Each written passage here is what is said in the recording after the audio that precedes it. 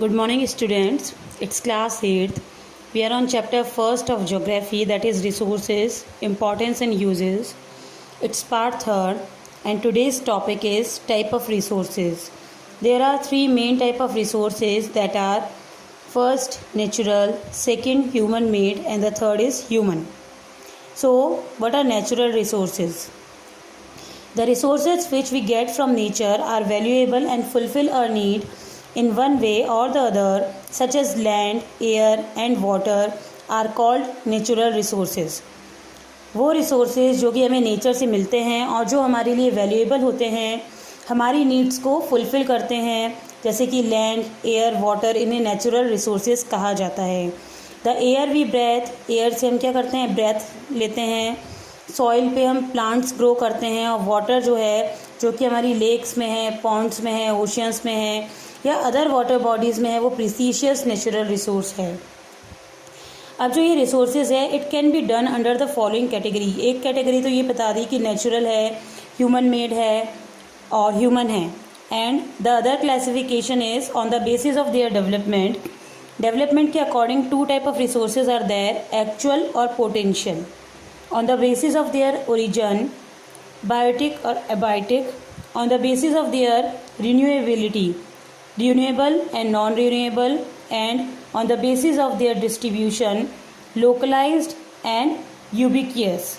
So ये classification भी एक अलग से दिया हुआ है. Let's start with it on the basis of their development. On the basis of the development, first है actual resources. The resources whose quantity is known are actual resources. They are being actually used in the present time.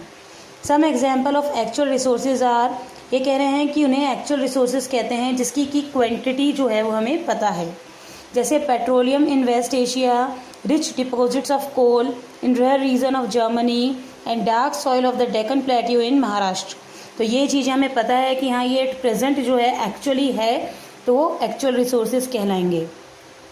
Potential resources, the resources whose quantity is not known and which are not being used at present are known as potential resources which will use in future. वो resources जो may be हम future में use कर सकते हैं, पर अभी हम उन्हें use नहीं कर रहे हैं. Presently we are not using those resources. तो वो resources जो हैं कहलाते हैं potential resources, यानी कि जिनकी quantity हमें नहीं पता है और जो कि presently we are not using.